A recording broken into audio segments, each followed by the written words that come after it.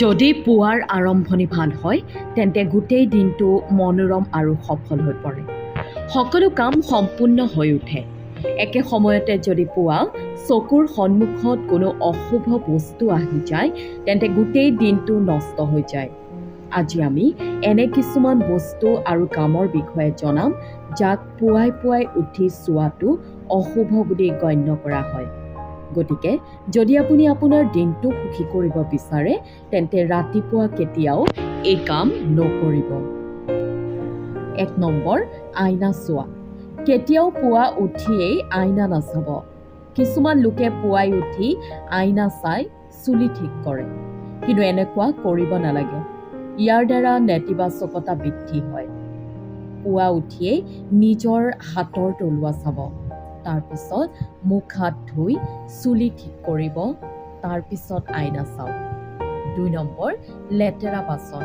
পুৱা সাৰ পোৱাৰ লগে লগে লেতেৰা বাচনৰ ওপৰত চকু পৰাটো বহুত বেয়া। সেয়েহে ৰাতি শোৱাৰ আগতে পাকঘৰটো সদায় চাফা কৰি ল'ব। লেতেৰা বাচন চালে ঋণাত্মক শক্তি সংক্ৰমিত হয় আৰু গোটেই দিনটো বেয়া হৈ যায়। ৩ নম্বৰ, বন্ধ ঘড়ী। পুৱা শুই উঠিয়ে বন্ধ ঘড়ী চোৱা ভাল বুলি কোৱা নহয়। সাধাৰণতে ঘৰত বন্ধ ঘড়ী ৰখাটো ডাঙৰ বাস্তু দুখ সৃষ্টি হয়। এনেকুৱা পৰিস্থিতিৰ পৰা বাচি থাকক।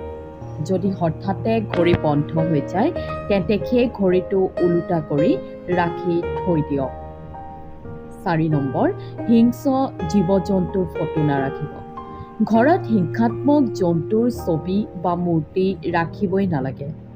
বাস্তুশাস্ত্ৰৰ মতে হিংসাত্মক জন্তুৰ ছবিয়ে ঘৰখনত অশান্তি আৰু কাজিয়া বৃদ্ধি কৰে। আনহাতে পুৱা পুৱা শুই উঠি এইবোৰত চকু পৰিলে আপোনাৰ গোটেই দিনটো নষ্ট হ'ব পাৰে। ৫ নম্বৰ, ডাষ্টবিন। আপুনি ৰাতিপুৱা সাৰ পোৱাৰ লগে লগে ডাষ্টবিন বা আৱৰ্জনাৰ স্তূপ দেখা ভাল নহয়। আপুনি সাৰ পোৱাৰ লগে লগে আপোনাৰ দুয়োখন হাতৰ তলুৱা চোৱাটো খুবেই ভাল। তাৰপিছত আপোনাৰ মুখ আৰু হাত আপুনি ধুই ল'ব আৰু তাৰপিছত দৈনন্দিন কাম আৰম্ভ কৰিব।